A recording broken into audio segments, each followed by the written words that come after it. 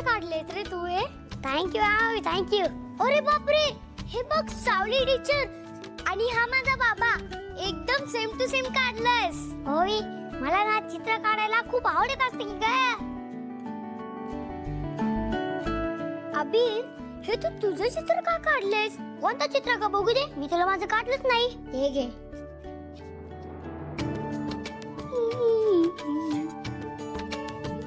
बरोबर बोलले असतेस की ओवी तू.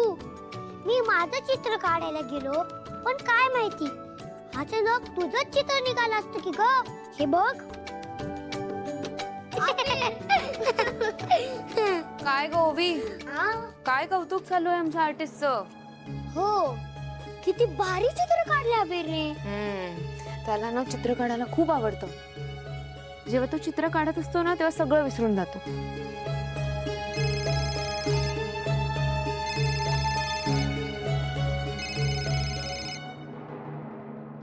हा व्यंकटेशजी बोला ना.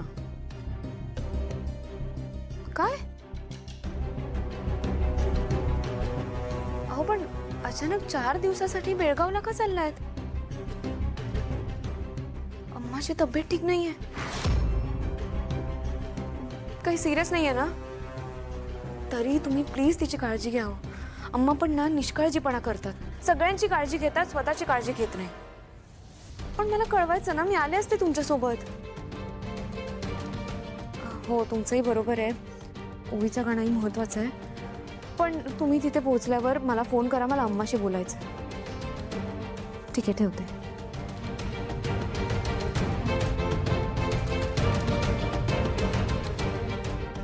अबीर, चित्र बघून झालंय ना आपलं, मग मला बोर होते. आपण काहीतरी खेळायचं. तुझ्या मनावर तूच सांग. पकडी. नको आपण स्टोन पेपर सिजर खेळूया. हो, आजपर्यंत मला कोणीच हरवू शकलं नाही. एवढा कॉन्फिडन्स. चल मग एक मॅच होऊनच जाऊ दे. चल ये. Stone paper Caesar.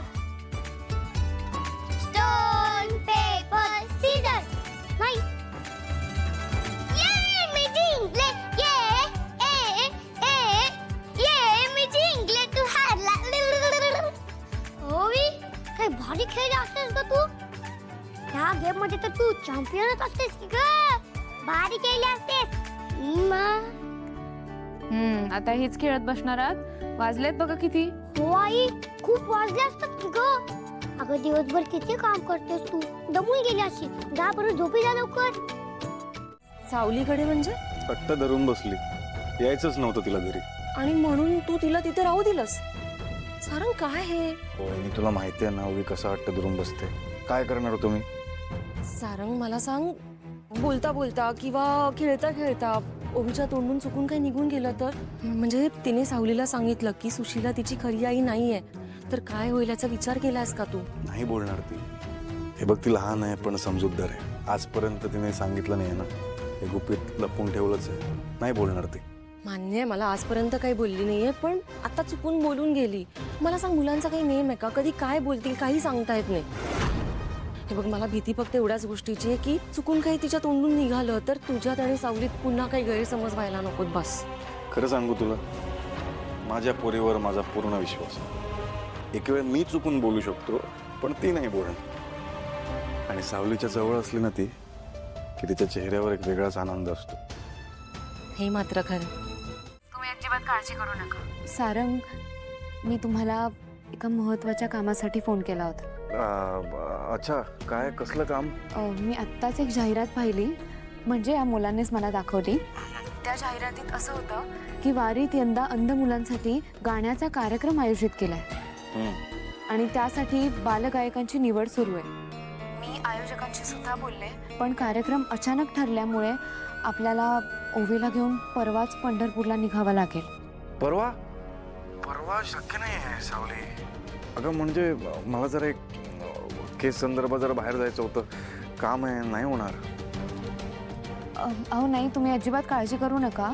ते ॲप्लिकेशन आहे ना, ते आम्ही गुरुकुलातर्फे भरणार आहोत. त्यामुळे ओवीची टीचर म्हणून मला तिच्यासोबत जावंच लागेल.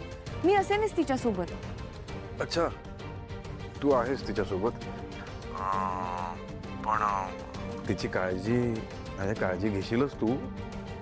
ठीक आहे, मग तू सोबत असशील तर मग काही टेन्शन नाही आहे. देतो मी परमिशन. थँक्यू बाबा. अरे बापरे, सगळेच ऐकतायत का? बरं सावली, परवा जायचंय तर मग तयारी? ती जबाबदारी माझी. मी पूर्ण तयारी करून घेईन तिच्याकडून.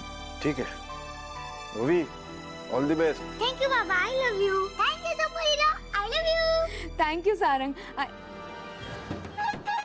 थँक्यू.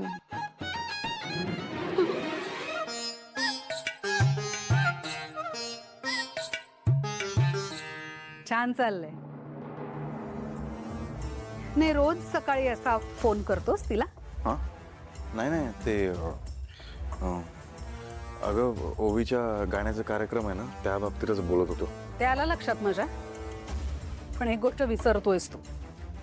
त्या पोरीने कसं तुला सोडलं होतं, तू कसा एकटा पडला होतास, तुझ्या तोंडावरती कसे ते पेपर्स फेकले होते डिवोर्सचे, तुझी बाजू मांडायची सुद्धा संधी त्या पोरीने तुला दिली नव्हती, हे सगळं विसरलास तू.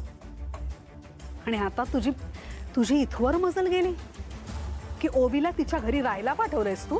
अगं ओवीने हट्ट धरला होता, मला काही नाही करता आलं. ठीक आहे, नाही काही हरकत नाही. ओवी योग्य त्या ठिकाणी गेली. म्हणजे काही नाही, ती तिथे गेली आहे ना, तिला तिथेच राहू दे, परत आणायचं नाही.